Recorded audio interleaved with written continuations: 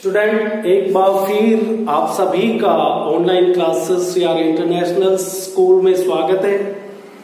आशा करता हूं कि आप सब ठीक होंगे, स्वस्थ होंगे और इसी के साथ में आज हम मिलके इकोनॉमिक्स का जो चैप्टर है third class 8 poverty as a challenge करने जा रहे हैं। ठीक है, आज इसका एक इंट्रोडक्टरी लेक्चर होगा। पॉवर्टी को हम समझने की कोशिश करेंगे कि पॉवर्टी, ये गरीबी की बात करते हैं हम, ये क्या है और समाज के अंदर जो कौन कौन से गरीब तबके हैं जो सबसे ज्यादा अफेक्टेड होते हैं उसको समझने की कोशिश करेंगे।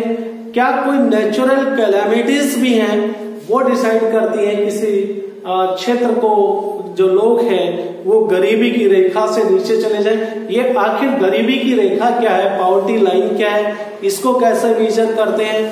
और दूसरे जो साइंटिस्ट है, जो सोशल साइंटिस्ट है, उनका अपना नजरिया क्या है, जो समाज के अंदर स्टडी करके देखते हैं कि भाई कोई पार्टिकुलर कम्युनिटी को क्यों बिलो पॉवर्टी लाइन है, क्यों उनको खाने को भोजन नहीं है, रहने के लिए घर नहीं है, या जो बेसिक एम्यूनिटीज है, जो जीने के लिए जो सुविधाएं हैं वो क्यों नहीं है। वो भी एक समाज के अंदर जो साइंटिस्ट होते हैं, सोशल साइंटिस्ट जिनको बोलते हैं, वो किस तरह से, उनके कौन से पैरामीटर्स है, मापदंड है, कैसे वो मेजर करते हैं, ये सब कुछ इस चैप्टर में देखने वाले हैं। साथ ही आगे पॉवर्टी के बारे में और फिगर्स की भी बात करेंगे। आज तो सिर्फ हम कुछ वर्ड्स हैं जिनको समझने की कोशिश करते हैं, फिर आगे बढ़ते जाएंगे जैसे जैसे चैप्टर के साथ। ठीक है बेटा, तो चलो आज शुरू करते हैं। सबसे पहले इंट्रोडक्शन की, ये पॉवर्टी है क्या। भाई सिंपल है, पॉवर्टी के बारे में बहुत कुछ आपको डेफिनेशन में ज्यादा सोचने की आवश्यकता नहीं है कि जो लैक ऑफ जो बेसिक फैसिलिटीज चाहिए हमें, लैक ऑफ डेली रिक्वायरमेंट, हमें डेली के लिए रिक्वायरमेंट क्या है, पहनने के लिए कपड़ा चाहिए, रहने के लिए घर चाहिए, खाने के लिए भोजन चाहिए, एक न्यूट्रिशियस फूड जिससे मैं हेल्दी रह सकूं, कोई मेरे को बीमारी ना लगे, ठीक है ना, मेरी डेली की रिक्वायरमेंट पूरी रहे, बस उतना ही तो है। तो अगर हम ये सारी चीजें पूरा नहीं कर पाते हैं, खाने के लिए भोजन हमें वक्त पर ना मिले, रहने के लिए घर ना मिले, या फिर हमारी हेल्थ को हम सही नहीं रख पाते हैं, बेसिक फैसिलिटीज हम नहीं दे पाते अपने परिवार को, तो हम कंसीडर कर सकते हैं कि वो परिवार क्या है, बिलो पॉवर्टी लाइन है, पॉवर्टी की रेखा से नीचे चला गया है। ठीक है, समझ गए। यानी कि जो लैक ऑफ जो रिक्वायरमेंट्स है किसी एक इंडिविजुअल के लिए, परिवार के लिए फुलफिल नहीं होती है, जो बेसिक रिक्वायरमेंट है, जो जीने के लिए जो चाहिए, वो अगर वो पूरी नहीं कर पाता है तो वो बेचारा पुअर है। ठीक है, यहां तक तो बेटा समझ में आ गया होगा। अब जो सोशल साइंटिस्ट जो हैं समाज के अंदर भी ये पॉवर्टी को स्टडी करते रहते हैं, लोग लगे हुए कुछ मेहनत कर रहे हैं, कैसे इन लोगों को जो गरीबी की रेखा से बिलो पॉवर्टी लाइन है उनको अबाउ पॉवर्टी लाइन लाया जाए। ठीक है ना, तो वो किस वे में इसको पॉवर्टी को देखते हैं उसको थोड़ा समझने की कोशिश कर लेते हैं। वो सोशल एक्सक्लूजन कारण मानते हैं इसका, कि अगर समाज में हम किसी को समाज से बहिष्कार कर देते हैं या उनको समाज से अलग रहते हैं, सपोज करो कि एक तरफ तो पूरा शहर है, बात करें अभी आपने बात की होगी मुंबई के बारे में, आपने देखा होगा, सबसे ज्यादा मेरे को बताइए आप कि मुंबई के अंदर वो कौन सा क्षेत्र था जो सबसे ज्यादा, जिसके ऊपर कोविड-19 का इफेक्ट हुआ। आप मेरे को व्हाट्सएप पे मैसेज करके बताया करो। तो वो ऐसे लोग थे जो दूसरे स्टेट से जाकर वहां पर रह रहे थे और उनके पास में बेसिक फैसिलिटीज नहीं थे, और पूरे मुंबई अपने आप में एक सपनों का शहर है, लेकिन ये जो क्षेत्र है ये अंडर डेवलप है, यहाँ पे लेबर क्लास के लोग रहते थे। तो कौन सा क्षेत्र है आप मुझे बताइए। और जैसे भी दिल्ली जैसे शहरों में जो झुग्गी बस्ती है, ठीक है ना, वो सारे क्षेत्र जो एक जो नॉर्मल इंसान रहते हैं उससे अलग उनको बेचारे को रख दिया जाता है। वो सोशल एक्सक्लूजन भी एक पॉवर्टी का कारण बनता है। Number 2, vulnerability. वल्नरेबिलिटी की बात करते हैं कि वो सबसे पहले वो कौन से इंसान हैं हमारे समाज में, सोसाइटी में, वो कौन से लोग हैं जो सबसे पहले जो पॉवर्टी के शिकार होने के चांसेस है, उसके बारे में हम वल्नरेबिलिटी में देखते हैं। एडवर्सली अफेक्टेड कौन से पीपल हैं, तो वो सारे क्षेत्र जो अर्थक्वेक प्रोन एरिया है, जहां पर अर्थक्वेक आना है। अब सपोज करो अगर किसी क्षेत्र में अब फ्लड आ जाती है, नेचुरल कैलामिटीज कोई भी आ जाती है, तो उस क्षेत्र के ऊपर किस तरह से इम्पैक्ट पड़ता होगा। पूरा घर उनका बर्बाद हो जाता है, ठीक है, जो उनकी पता नहीं पिछले कितने सालों की कमाई है। तो उसको उस स्टेटस में, पहले वाले स्टेटस में पहुंचने के लिए काफी टाइम की जरूरत होती है, ठीक है ना, बहुत साल लग जाते हैं वहां तक पहुंचने। तो वो फ्लड प्रोन एरिया हो गए जहां पे फ्लड बार बार आती है, कभी उभर नहीं पाते बेचारे, या अर्थक्वेक जहां पर आते रहते हैं, ठीक है ना। लाहौर हो गया, उस्मानाबाद का आपने सुना होगा, महाराष्ट्र में एक क्षेत्र है, या भुज का क्षेत्र गुजरात में जहां पर अर्थक्वेक आया था। अब बात याद कीजिए कौन से साल की बात है, 26 जनवरी को आया था, इतना मैं आइडिया दे देता हूं आपको।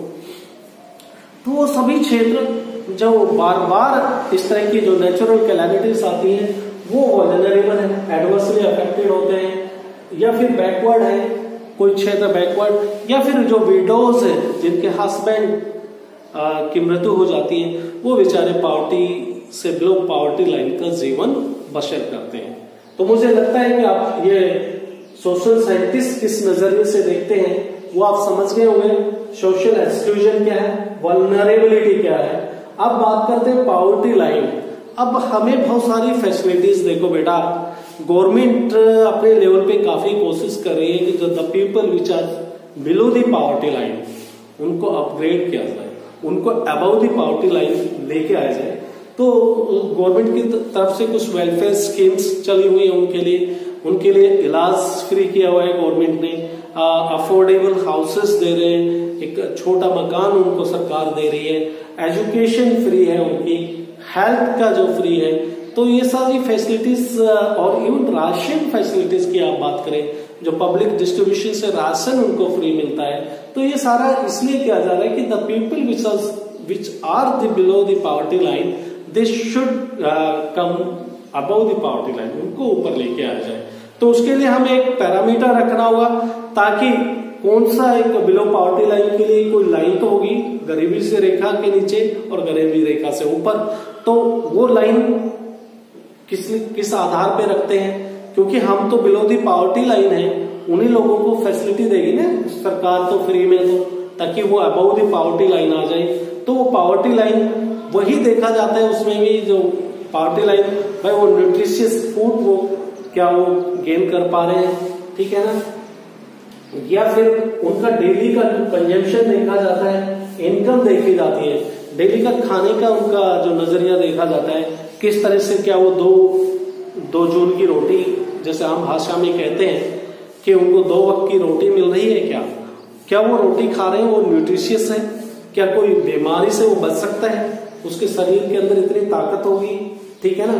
तो उसका कैलोरी में मेजर करते हैं कि कितना कैलोरी, आगे हम बात करने वाले हैं कैलोरिक रिक्वायरमेंट्स पर डे, कितना एक हेल्दी इंसान के लिए, एडल्ट के लिए कैलोरिक रिक्वायरमेंट्स अलग होगी, रूरल एरियाज में रहने वाले के लिए कैलोरिक रिक्वायरमेंट अलग होगी, अर्बन एरिया का कैलोरिक रिक्वायरमेंट अलग होगा, इवन खेती में काम करने वालों की कैलोरिक रिक्वायरमेंट्स बढ़ जाती है, बिकॉज उनको फिजिकल एक्सरसाइज मेहनत करनी होती है।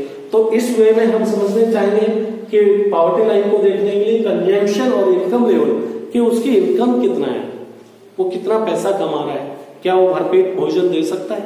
तो पॉवर्टी लाइन को देखने के यही क्राइटेरिया है। अब हम बात करेंगे पॉवर्टी एस्टिमेट की, बात कर लेते हैं कि पॉवर्टी को हम एस्टिमेट भी करते जाते हैं।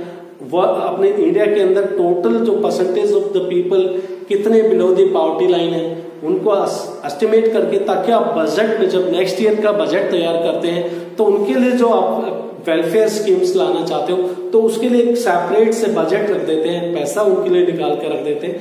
वो अगले आने वाले साल में, नेक्स्ट फाइनेंशियल ईयर में उनके लिए जो स्कीम्स को, उनको जो सुविधाएं देने के काम आता है।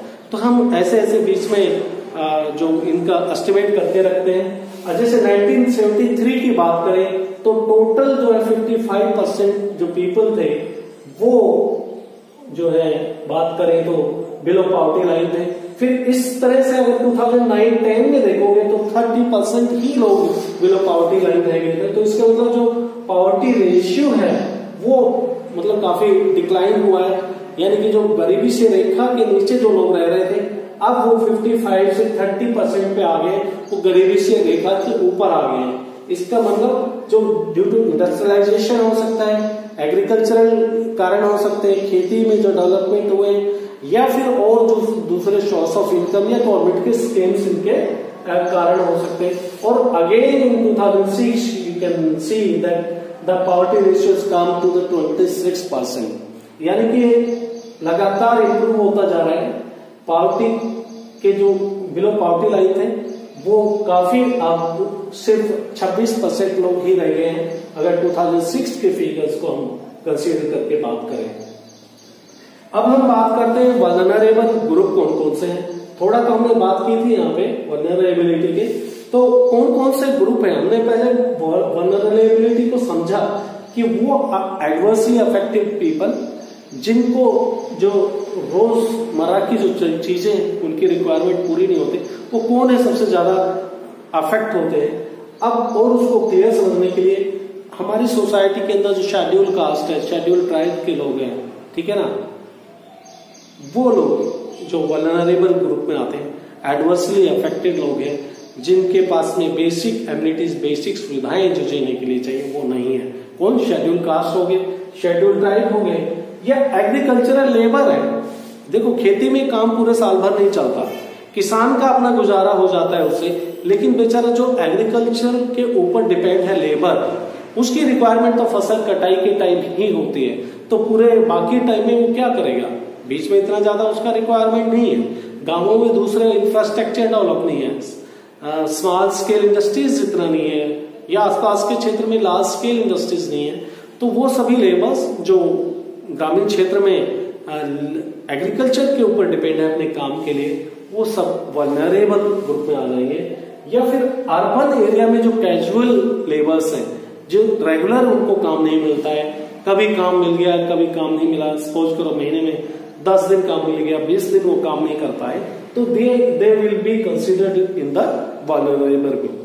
तो आज के हमने इंट्रोडक्शन सिर्फ इतने ही जानने की कोशिश किया कि एक पॉवर्टी लाइन को समझा हमने, और सोशल साइंटिस्ट पॉवर्टी लाइन को किस नजरिए से देखते हैं, पॉवर्टी लाइन है क्या, ठीक है ना, फिर पॉवर्टी एस्टिमेट किस तरह से पॉवर्टी का जो रेशियो है वो डिक्लाइन होता जा रहा है, यानी कि जो गरीबी रेखा के जो नीचे लोग थे वो अपने आप में अब ऊपर आने लगे हैं। क्या क्या कारण है, वल्नरेबल ग्रुप के बारे में हमने जाना, ठीक है। फिर नेक्स्ट टॉपिक के साथ में हाजिर होते हैं, आपसे फिर मुलाकात होगी। तब तक के लिए शबा खैर, नमस्कार, और stay home, stay safe. Thank you.